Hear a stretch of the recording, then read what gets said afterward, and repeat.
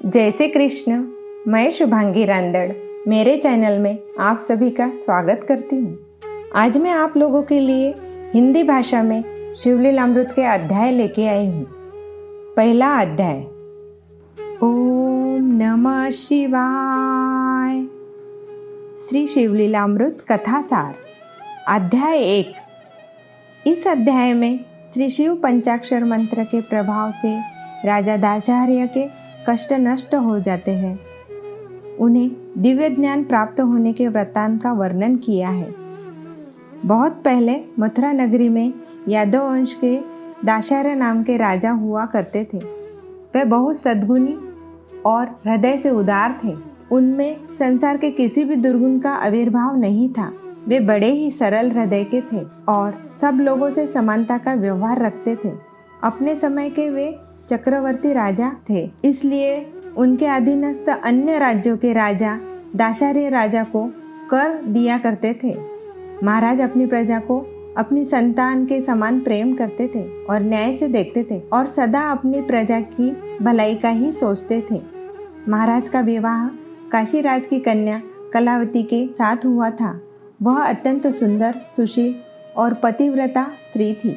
अतः महाराज ने एक दिन कामासक्त होकर रानी को बुलाया, परंतु उस समय रानी ने महाराज को नम्रतापूर्वक समझाया, वह समय बीत जाने तक आप स्पर्श मत कीजिए और प्रार्थना की। परंतु महाराज की कामेच्छा उस समय इतनी प्रबल हो उठी थी, वह अपने मन पर नियंत्रण नहीं कर सके और उन्होंने रानी के मना करने पर भी उनकी अनिच्छा और इनकार की परवाह न करते हुए उनसे कामेच्छा पूर्ण करने का प्रयत्न करने लगे। उस समय रानी का आलिंगन करने के कारण महाराज की सारी काया जल उठी।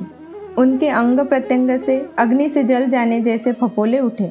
उस समय महाराज बहुत दुखी हुए और उन्होंने अपने को ऐसा कष्ट मिलने का कारण रानी से पूछा। तब रानी ने शांतिपूर्ण शब्दों से महाराज को सांत्वना दी और कहा, महाराज, मैं अपने गुरु महर्षि दुर्वासा की आज्ञानुसार श्री शिव पंचाक्षर मंत्र का अनुष्ठान कर रही हूँ और आज मैं व्रती हूँ, उपवास कर रही हूँ। मेरा मन और आत्मा श्री शिव की आराधना में रम रहा है।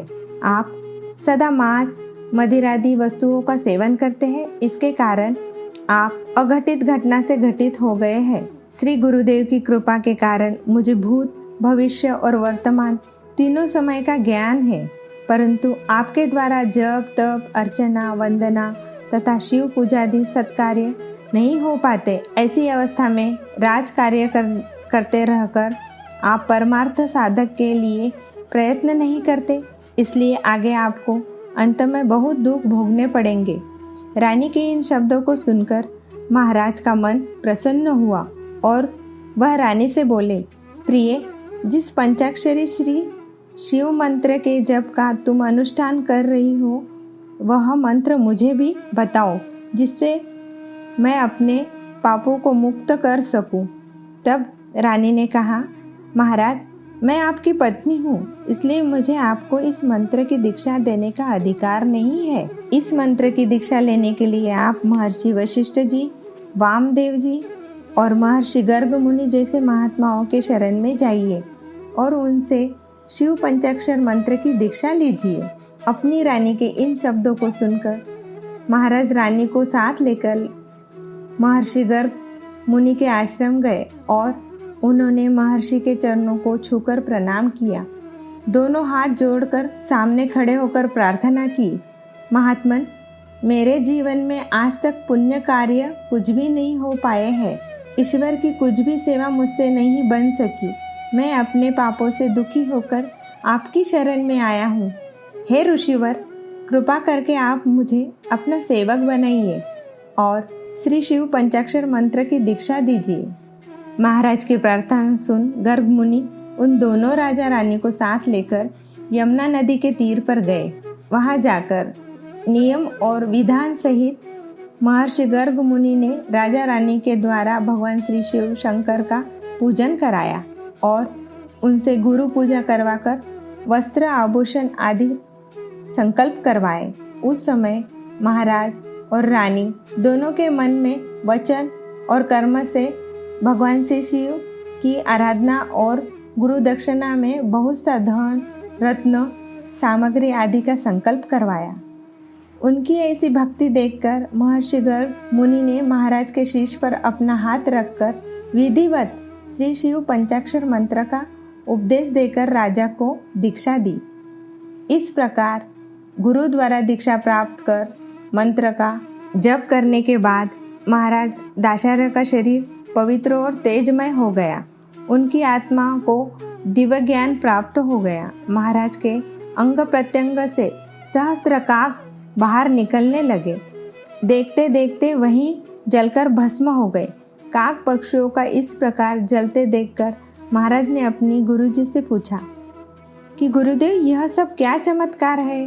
तब महर्षि गर्ग मुनि ने राजा से कहा, महाराज, तुम्हारे अनेक जन्मों के पाप जो तुम्हारे शरीर में रम रहे थे, ये भगवान शिव के पंचाक्षर मंत्र के प्रभाव से तुम्हारे शरीर से बाहर निकलकर जल गए हैं और अब तुम्हारा शरीर और आत्मा दोनों पवित्र हो गए हैं।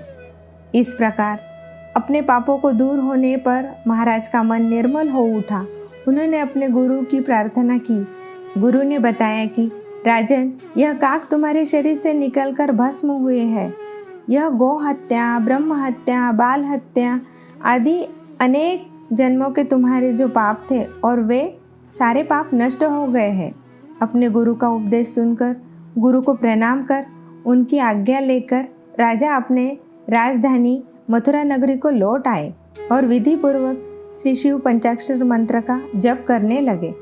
अपने राज्य की सब प्रजा को महाराज दाशार्य ने श्री शिव भगवान की भक्ति करने की प्रेरणा दी और अपने राज्य भर में उन्होंने श्री शिव जी की भक्ति का प्रचार किया।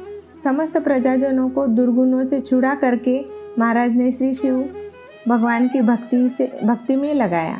और जब एक दिन उत्तम समय में राजा ने रानी का आलिंगन किया तो रानी के स्पर्श से दाशार्य की काया चंद्रमा के समान शीतल हो उठी। उस समय महाराज को अपनी रानी के वचनों की सत्यता से बड़ी प्रसन्नता हुई। इति श्री शिवलीलामृत प्रथमाध्याय संपूर्णम्।